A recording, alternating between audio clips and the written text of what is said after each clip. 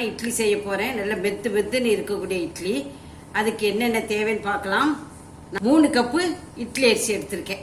புழுங்கல் அரிசி, இட்லி புழுங்கல் அரிசி 3 கப்பு எடுத்திருக்கேன். அதே கப்புக்கு 1 கப்பு பச்சரிசி. நான் ரேஷன் பச்சரிசி எடுத்திருக்கேன்.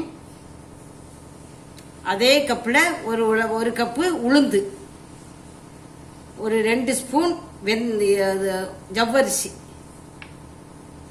ஒரு 1/2 ஸ்பூன் வெந்தயம். இப்போ நம்ம எப்படி நனைய போடலாம் பார்க்கலாம். இப்போ 3 கப்பு இட்லி அரிசி, 1 கப்பு பச்சரிசி, ஜவ்வரிசி, இதை எல்லாத்தையும் சேர்த்து நம்ம 2-3 தடவை நல்லா கழுவிட்டு அதுக்கப்புறம் நல்ல மட்டாட்டு தண்ணி வச்சு ஊற வச்சிடணும். இப்போ உளுந்த நனைய போட்டுக்கலாம். உளுந்து, அது கூட வெந்தயம். நான் இப்போ கழுவிட்டு உங்களுக்கு காட்டுறேன். அரிசி உளுந்தையும் நம்ம 2-3 தடவை நல்லா கழுவிட்டு அது முழுகிற அளவுக்கு நம்ம தண்ணி விட்டு வச்சுக்கலாம். இது இப்போ ஒரு 3 மணி நேரம் ஊறின பிறகு நம்ம கிரைண்டரில் போட்டு அரைச்சி எடுத்துக்கலாம்.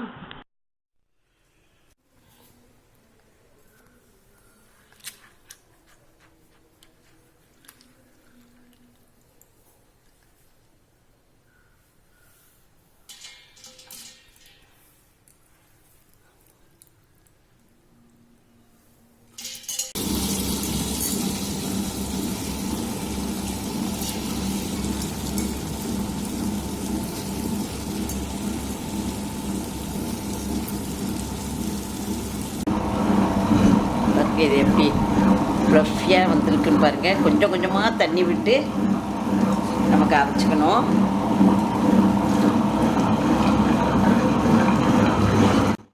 நம்ம உளுந்தை கட்டியாக அரைச்சி வச்சுக்கிட்டு அரிசியை கொஞ்சம் குறைன்னு அரைச்சி எடுத்துக்கணும்.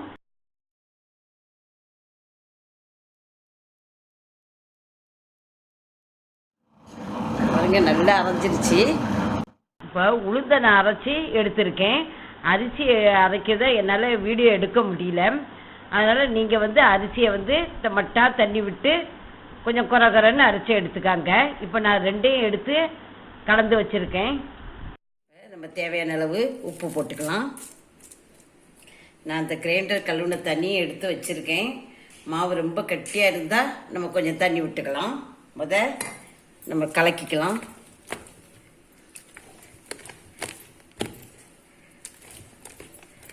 நல்லா அடி வரைக்கும் நல்லா கலந்து கொடுங்க.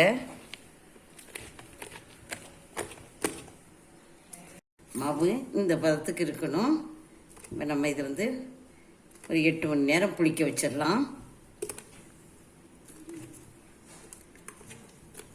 மாவு பாருங்க, நாள் அரைச்சி வச்சிருக்கேன். பாருங்க இவ்வளோ நல்லா வந்திருக்குன்ட்டு. இதை ரொம்ப போட்டு நீங்கள் இப்படி அடிக்காதீங்க. லைட்டாக அப்படி கிளறி கொடுங்க.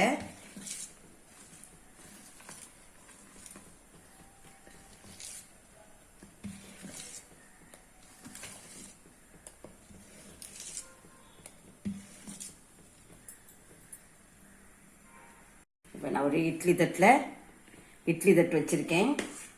இட்லி பானை, அது தண்ணி விட்டு கொதிக்க வச்சுருக்கேன். இப்போ நம்ம இட்லி விட்டு வச்சிடலாம்.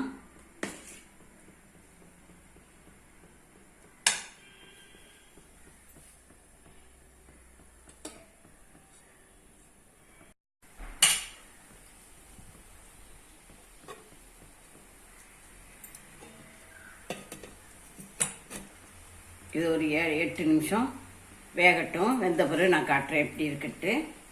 இப்போ இட்லி வெந்தாச்சான்னு பார்ப்போம்.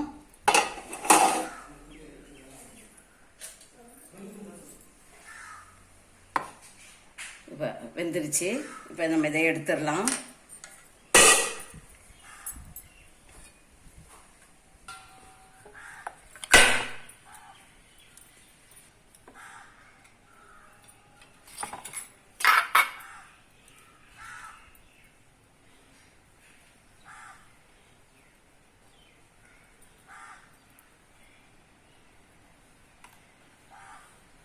இப்போ பாருங்க இட்லி என்ன சாஃப்டாக வந்திருக்குன்ட்டு.